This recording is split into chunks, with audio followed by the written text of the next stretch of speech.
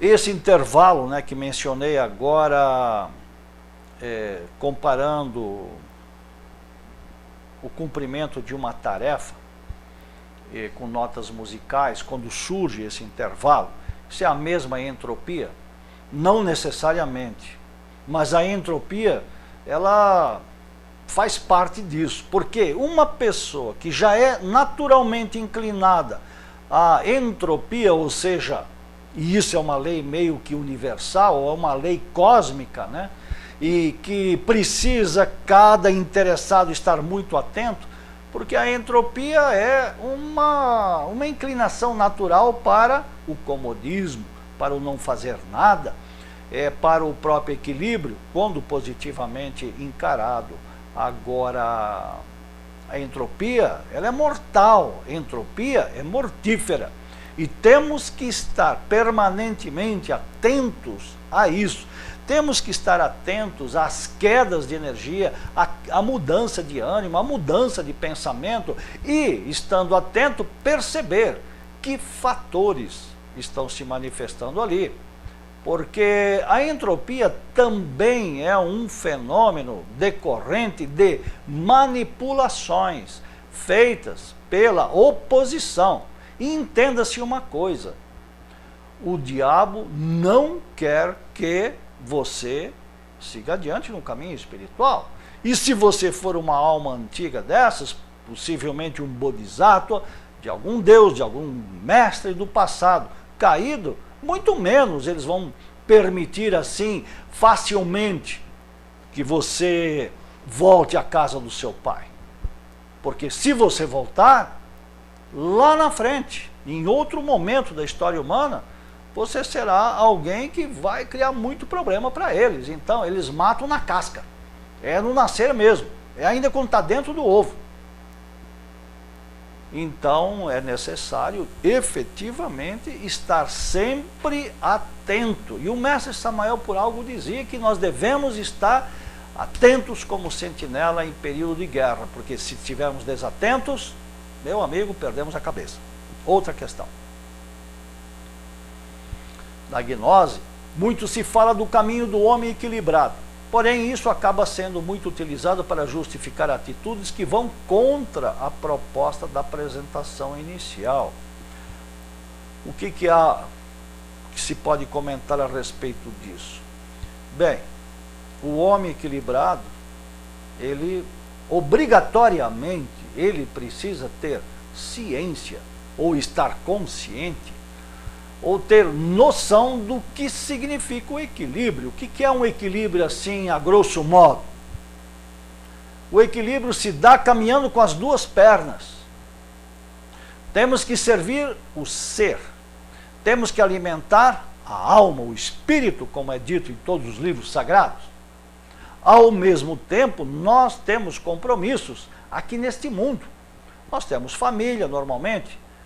E, no mínimo, ainda que não tivéssemos família nenhuma, o mínimo que nós temos que fazer é ter uma fonte de sustento próprio. Porque nós não podemos sair por aí tirando de outros, explorando outros, roubando, para ser bem mais claro e objetivo. Nós temos que ganhar a vida honestamente. É parte da vida do homem equilibrado a conduta reta. E na conduta reta, certamente não há abertura, nem possibilidade, remota que seja, de alguém se apropriar, ainda que seja de um alfinete de alguém. Nós não podemos, simplesmente, tomar nada de ninguém, mesmo um alfinete, sem que nos seja dado permissão. Isso nos graus mais avançados de santidade e de conduta reta, chega-se a esse ponto. Tem que se devolver tudo antes de sair do mundo, lá nos instantes mais avançados da iniciação. Haverá um momento em que, para sair desse planeta, nós temos que entregar tudo. Saldos positivos, inclusive. Devolver tudo ao mundo. Aquilo que nós recebemos enquanto aqui vivíamos ou tínhamos nossa existência.